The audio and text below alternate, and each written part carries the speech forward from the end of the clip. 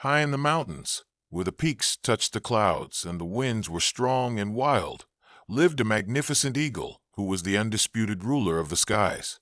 He was large and powerful, with keen golden eyes and sharp talons that could snatch prey from great distances.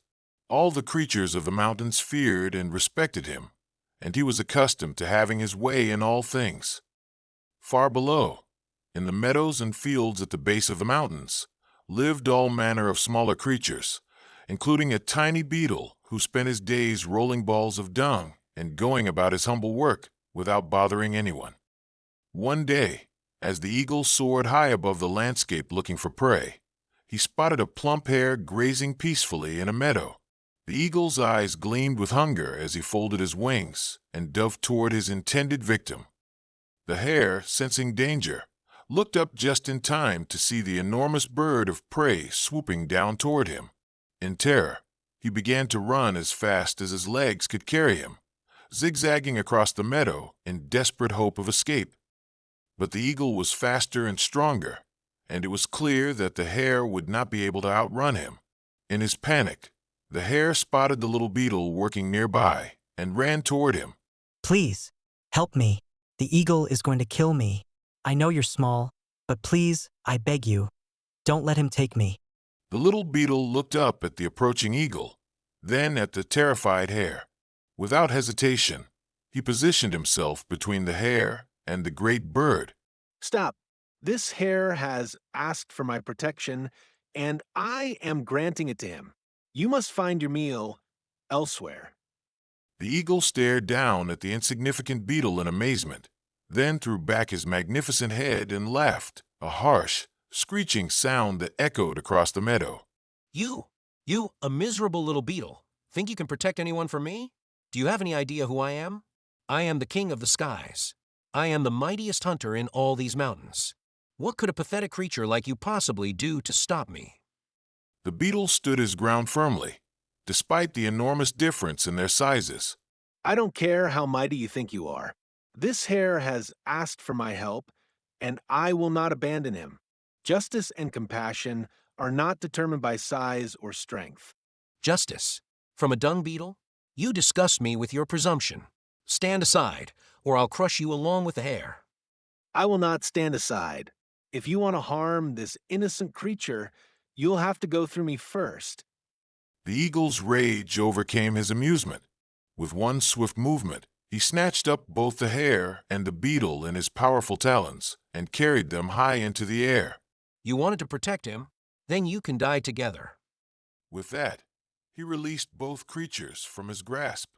The poor hare fell to his death on the rocks below, and the beetle, though he survived the fall by landing in some soft grass, was heartbroken and filled with grief for the innocent creature he had failed to save.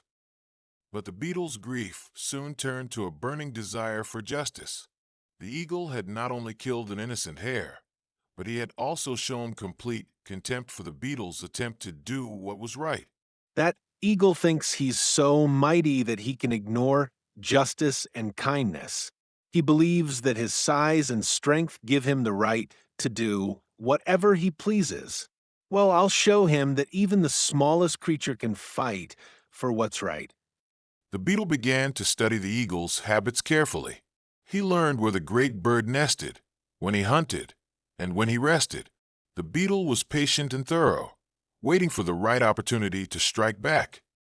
Eagles, the beetle discovered, built their nests on high, rocky ledges that seemed impossible for other creatures to reach.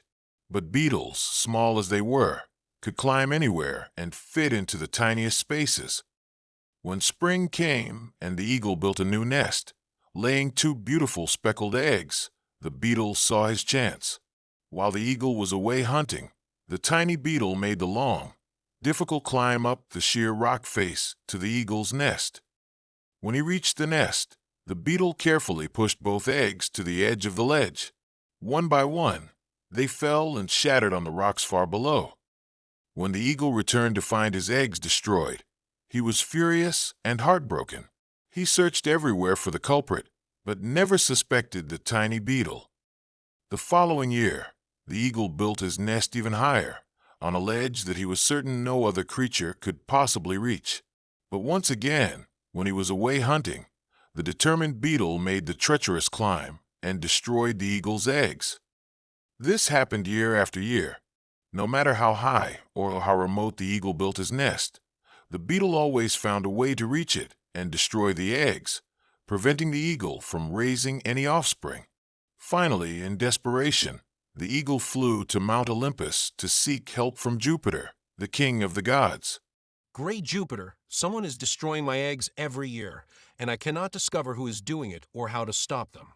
Please allow me to place my eggs in your lap for safekeeping. Surely no creature would dare to approach the mighty Jupiter himself. Jupiter, who had always favored the eagle, agreed to help. When nesting season came, the eagle placed his eggs carefully in Jupiter's lap and felt confident that they would finally be safe. But the little beetle was not deterred even by this obstacle. He waited until Jupiter was holding court, surrounded by all the other gods, then flew up and landed on the god's nose. Jupiter, startled and annoyed by the beetle's sudden appearance, brushed at his face to shoo the insect away. In doing so, he forgot about the eagle's eggs in his lap, and they rolled off and fell to the ground, shattering just as all the others had. When Jupiter realized what had happened, he demanded to know why the beetle had caused him to destroy the eagle's eggs. The beetle told the entire story. How the eagle had killed the innocent hare despite the beetle's protection, how the great bird had shown nothing but contempt for justice and mercy, and how he had refused to respect even the smallest creature's right to defend the helpless. Great Jupiter, I know I am small and insignificant compared to the eagle, but even the smallest creature has a right to seek justice when wronged, and even the mightiest should show respect for those who try to do what is right. Jupiter listened to the beetle's story with growing understanding. He realized that the eagle, for all his magnificence, had been arrogant and cruel, while the tiny beetle had shown true courage and a noble heart. You are both right and wrong. Eagle, you have been punished for your arrogance and cruelty. You must learn to show respect for all creatures, no matter how small, and you must never again ignore pleas for mercy and justice. And you, little beetle, have shown admirable courage and determination in seeking justice. However, your methods have prevented new life from coming into the world, which troubles me. From now on, eagles and beetles will live in different seasons. Beetles will be active in the summer months, when eagles are resting and not nesting. Eagles will build their nests and raise their young in the early spring, when beetles are still sleeping underground. This way, both can live according to their natures without interfering with each other. And so it was that the tiny beetle, through persistence and courage, was able to achieve justice against a much more powerful opponent, proving that right and determination can overcome even the greatest odds. No one is too small to seek justice or too insignificant to defend what is right. Even the mightiest should show respect and mercy to the weakest, for underestimating others based on their size or station can lead to unexpected consequences.